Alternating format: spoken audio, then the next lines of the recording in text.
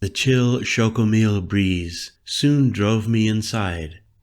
I found my backpack returned and my clothes freshly laundered and folded. A bouquet of flowers adorned the chest of drawers by the window. I reached for my sweater. It was the same one Mahee had worn in Mexico when the evening chill touched her. Where was she now? I lay down on the narrow bed, wondering if she was okay, wondering what I could do to find her, and what it would be like to be with her again. I must have dozed. The next thing I knew, someone was banging on my door. "Jack, are you there?" Yeah, I muttered. I sat up. Mike walked in. He closed the door behind him, then pulled up a chair. "You're better?" I asked. "Yes, but now that I've seen certain, things, we must proceed slightly differently. The jade piece, it's been perhaps programmed to be accessed only by the feminine. Mahee, of course, she's the ideal. But for these initial steps, Lashi has agreed to serve as the female channel." He glowered at me a moment, then stood up and paced the room. "Jack," he admitted, "when I tuned in to the ancient presence emanating from the phallus, I must admit that what knocked me down was my own ego.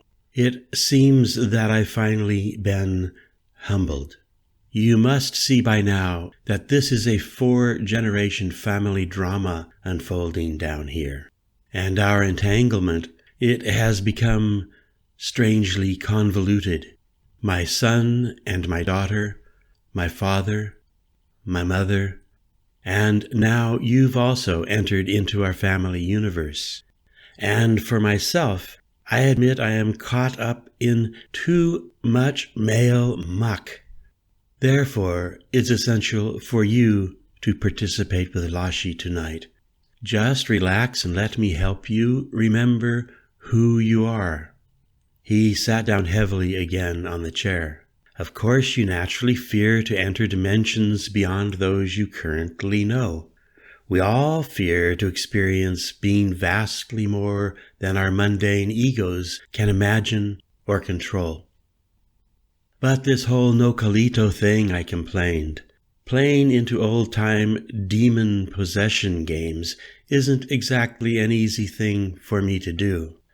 But he said, "Parallel identities aren't in any way demonic. This is your path to Mahee, and I know an entirely safe way for you to open. Can I teach you now how this is done? All you do is lie down and let yourself begin to relax here on the bed. When you're ready, you can close your eyes. Yes. And now turn your awareness fully toward your breathing. Feel the air flowing in and out through your nose.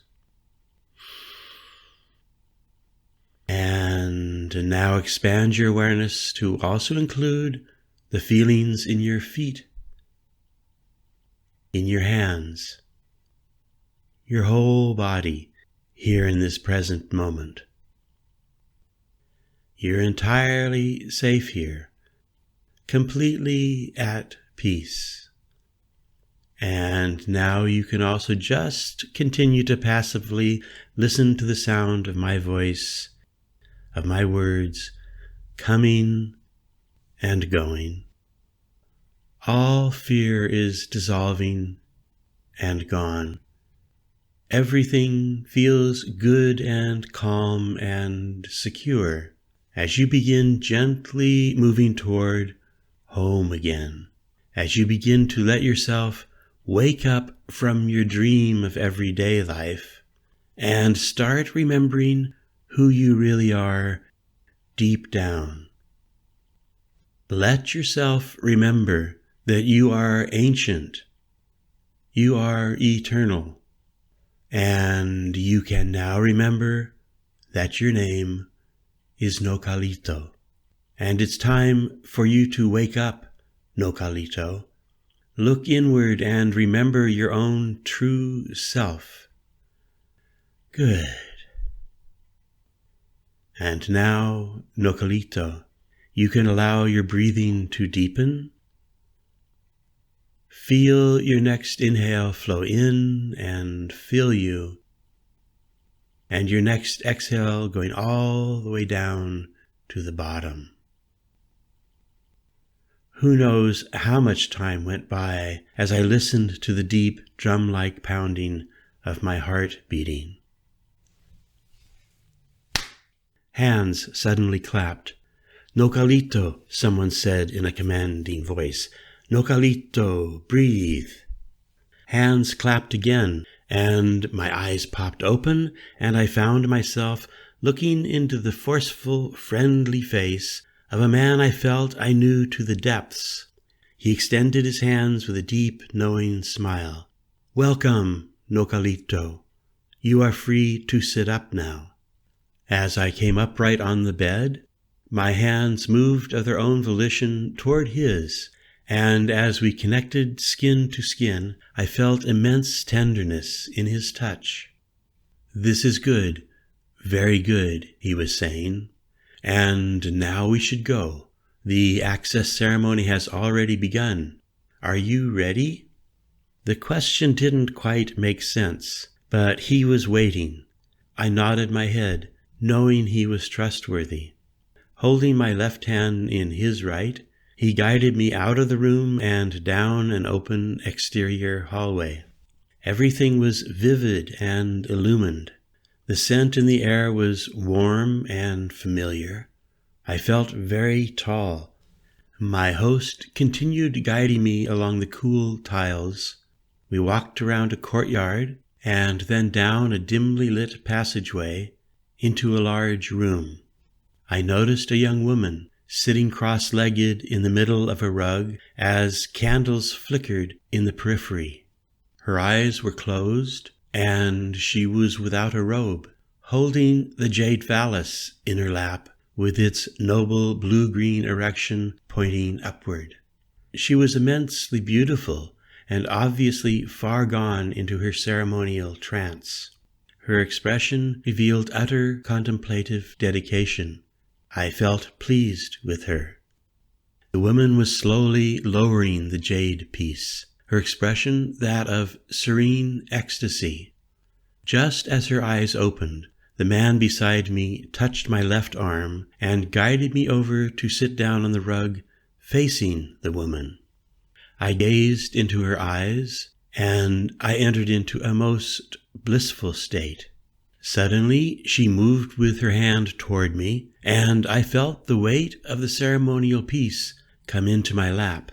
And right then, my whole body grew more erect, my spine awakening. Right then, she suddenly screamed, and at the same time gripped my fingers and the jade piece so hard I cried out with a most curious guttural sound. And then the woman's body started shivering as she stared strangely at me. For the first time tonight, I felt that she had recognized who I was.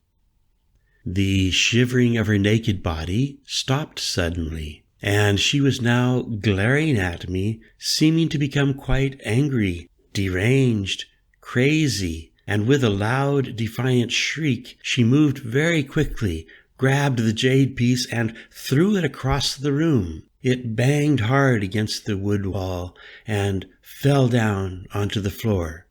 She stared at the thing a moment, then turned her head back to look at me with pleading eyes. In the periphery of my vision, I saw the big man move. He hurried over to pick up the carving, glanced at the woman with a most harsh expression, then walked over to the low granite altar and placed the holy piece upon its ceremonial blue cloth. Picking up a thick, short stick, he began beating out a slow, regular rhythm on a stand-up drum. Coming alive in my arms, the woman began to make slight, rhythmic movements with the beat. I could feel her heart beating against my breast, and my heart responding with a flush of vibrant heat that flowed downward.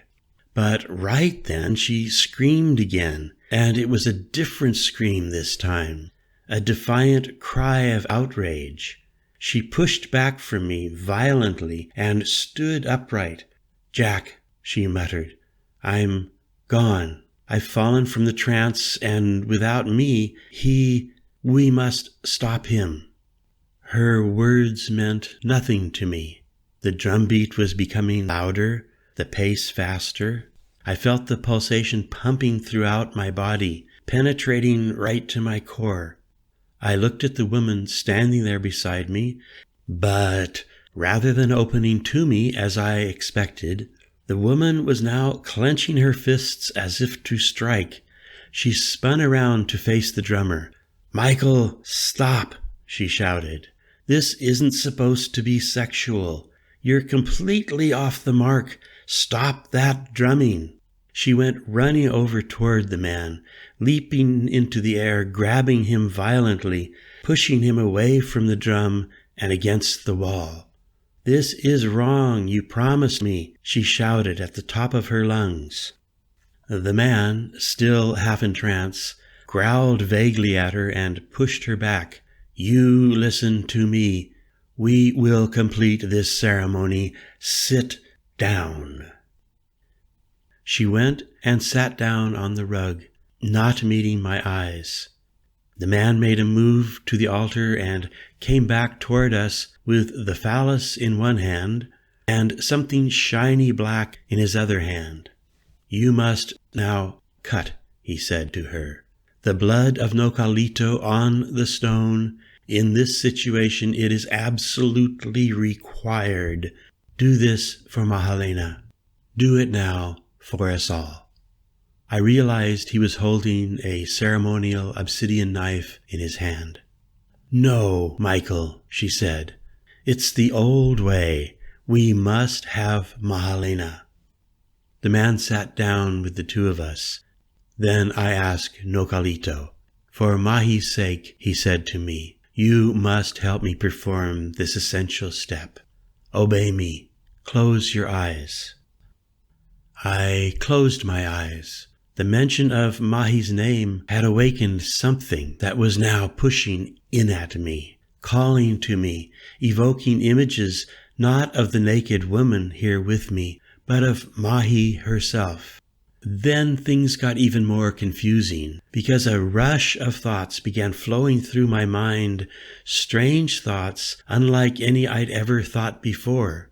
They were the thoughts of some other human being, saying, "Come on, snap out of this.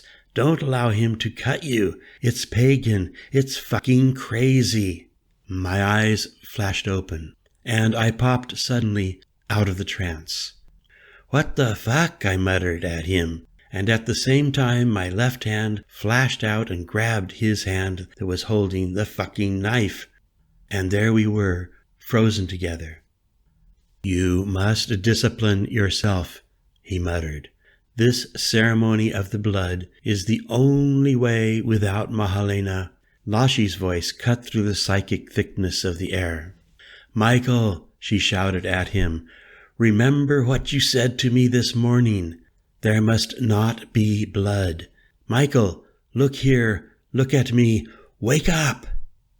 Her words seemed to have some sort of power over him. As he looked toward her, I saw his expression begin to shift, to slacken and turn to mush as his wild man mask wilted and dropped away. He sat there staring into Lashi's eyes. Then he looked down and stared for a very long moment at my hand, gripping his hand and the knife he was still holding. He slowly raised his eyes and looked blankly right into me, and I saw his inner glow suddenly switch off and disappear altogether. He let go of the knife, and it fell onto the rug without a sound. And then, with no warning at all, he collapsed downward with the full force of gravity pulling him flat onto the rug. Lashi moved fast. She went down onto the rug with him, talking softly while she gently caressed his face as if she was his mother. I just sat there staring at the two of them. I felt my regular sense of who I was starting to flow back into my awareness.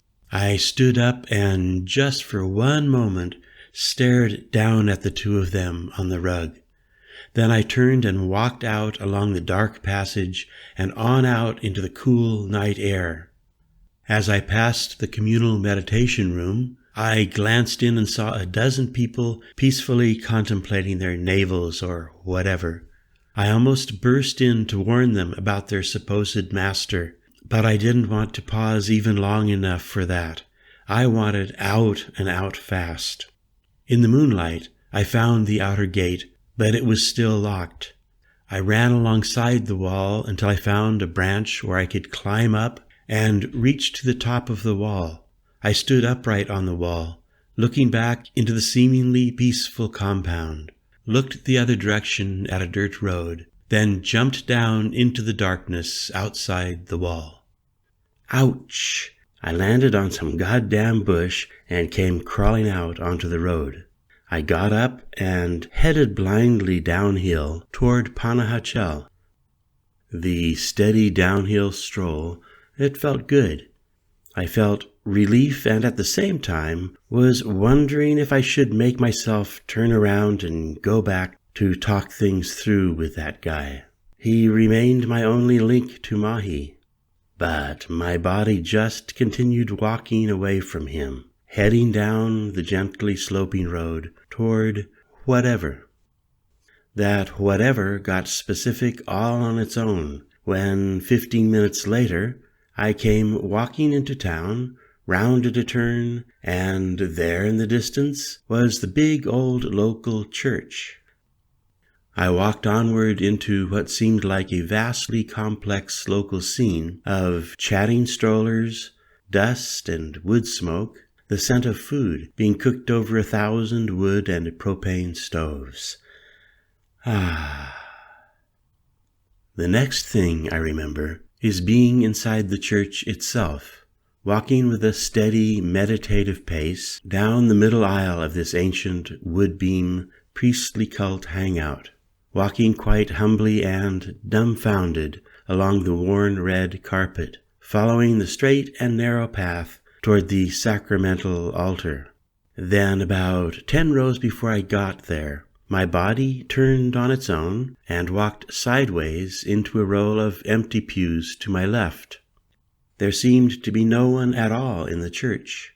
I remembered the much grander cathedral in Oaxaca, and for a moment I believed in magic. I willed that Mahee would appear right now, come walking casually into my pew, and sit right down next to me. My eyes rose upward and stared across an alcove set into the other side of the church, and I realized I was looking at a dimly lit, life-size carving of the young Virgin Mary, riding side-saddle on a donkey, while holding in her arms the tiny baby Jesus. And behind them was the carving of a man walking beside the donkey with his left hand on Mary's shoulder. All quite simple, but really very gracefully done. And now something was happening over by the carving in the alcove. A tiny flash of fire. A candle was being held by a girl who was lighting another candle on the Virgin Mary's altar, lighting more and more candles, until finally there were maybe a couple dozen burning in unison over there, about 30 feet across the church from me. The girl over there, wearing a bright-colored huipile and hand-embroidered skirt, was now kneeling in front of the Virgin Mary, and the baby Jesus, and old Joe. I saw her reach and place onto the altar a bouquet of simple wild flowers that she'd probably picked in some Panajachel meadow down by the lake. With an inner mental snap, I saw a youthful Mahalena over there with the gift of wild flowers, kneeling before the Virgin. The vision struck my heart so strong that I gasped with a gulp of smoky incense air. Then I dropped back into my body, and Mahee was gone, and the local girl was standing up. Turning toward me, she looked right across as if she'd known all along that I was there witnessing her devotion.